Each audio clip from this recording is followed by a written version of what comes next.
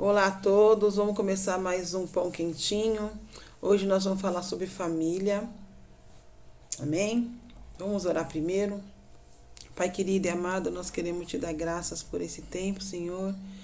Pai, pedimos em nome de Jesus que essa palavra venha alcançar pessoas e que elas possam estar sendo abençoadas, Pai, que a família delas possa estar sendo abençoadas com essa palavra e que ela possa alcançar vidas, Pai, em nome de Jesus, Senhor. Hoje nós vamos falar sobre como uma família cristã é constituída, como a família cristã pode ser alinhada, né, com a palavra de Deus. Uma família cristã é aquela que se alinha com os princípios bíblicos e é aquela que cada membro entende e cumpre seu papel dado por Deus. A família não é uma instituição projetada pelo homem, foi criada por Deus para o benefício do homem, o qual recebeu a responsabilidade para administrar. Então, o homem, ele recebeu a responsabilidade de administrar uma família.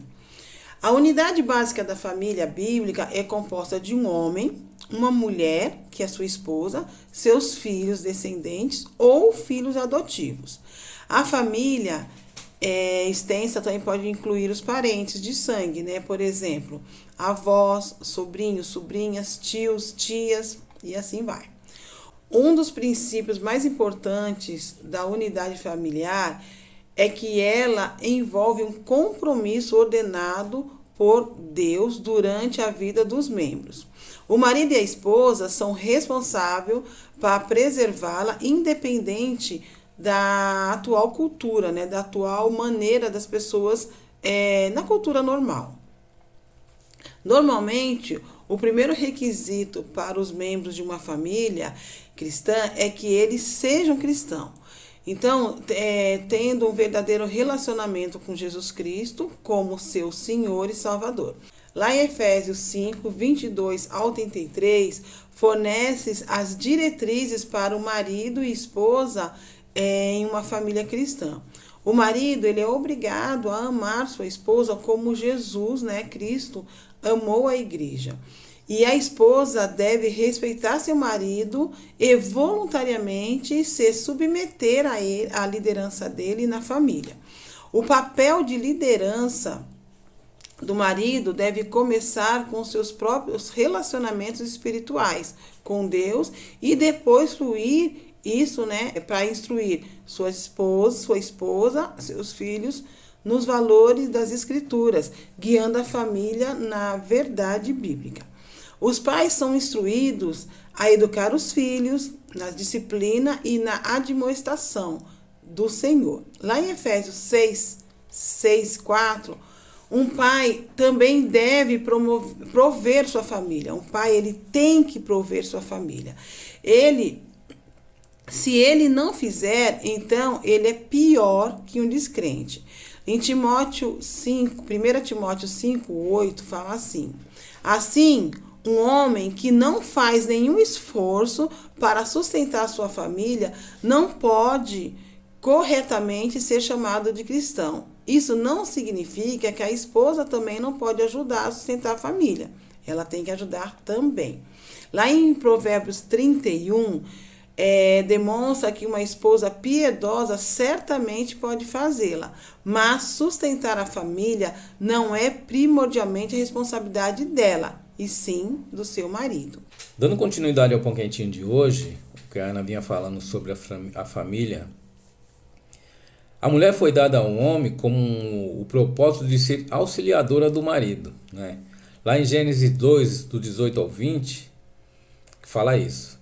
Ela é auxiliadora do marido e ter filhos também.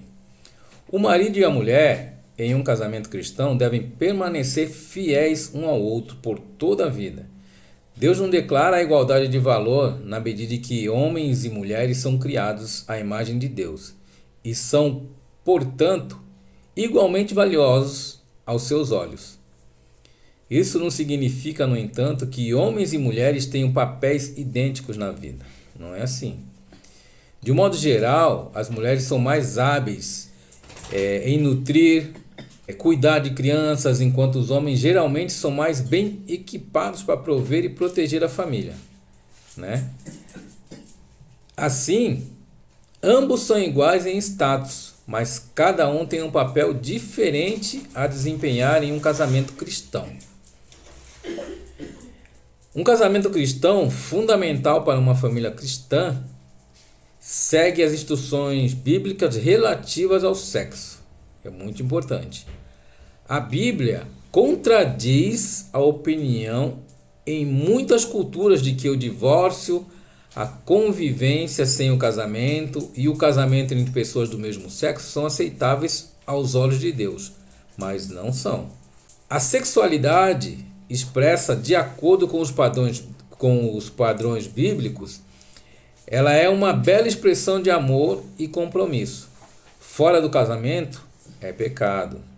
As crianças têm duas responsabilidades principais na família cristã: obedecer aos pais e honrá-los, né?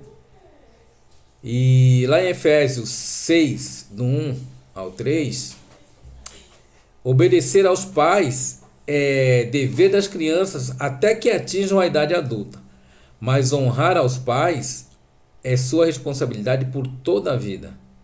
Então, a criança deve obedecer aos pais, né, até a idade adulta, quando ela vai formar sua própria família, mas honrá-los é por toda a vida.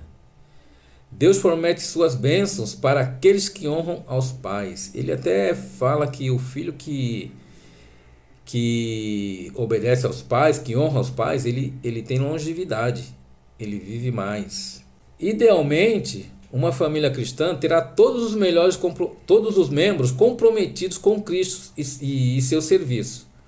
Quando o marido e esposa e os filhos cumprem todos os papéis designados por Deus, a paz e a harmonia reinam no lar. No entanto, se tentarmos ter uma família cristã sem Cristo como cabeça, ou sem aderir aos princípios bíblicos que o Senhor nos providenciou, Ele nos providenciou isso amorosamente. Então, se tentarmos seguir sem os princípios bíblicos, o lar sofrerá.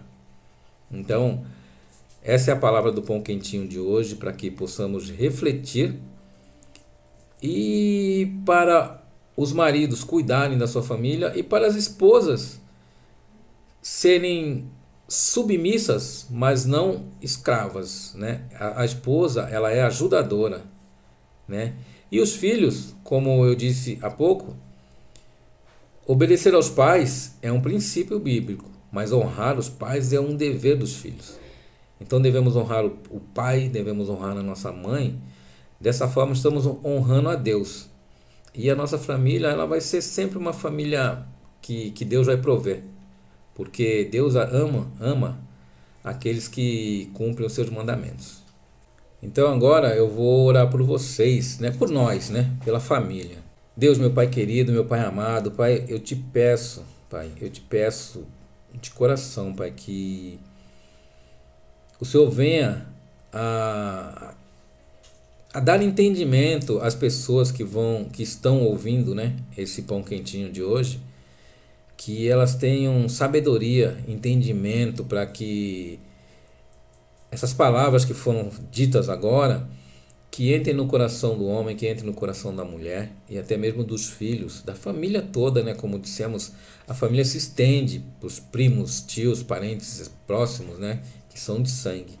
Que possamos valorizar a família, que possamos estar sempre colocando a família em primeiro lugar, pois Deus, Ele instituiu a família como um dos teus primeiros mandamentos. A família é sagrada. Eu te peço, Deus, que coloque isso no coração dos pais, das mães, pois hoje precisamos de famílias fortes, famílias fundadas nos seus mandamentos, para que no futuro tenhamos verdadeiros homens, verdadeiras mulheres cristãs e homens cristãos que possam estar valorizando cada dia mais a nossa família. Te agradeço, Pai, pela sua bondade, te agradeço pela prosperidade de todas as famílias, te agradeço, Pai, pela segurança que o Senhor dá para nós, para as famílias, para o nosso bairro, Pai.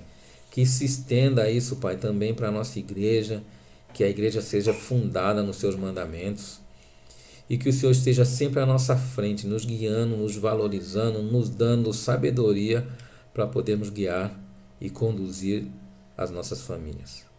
Obrigado, Senhor, em nome de Jesus. Amém.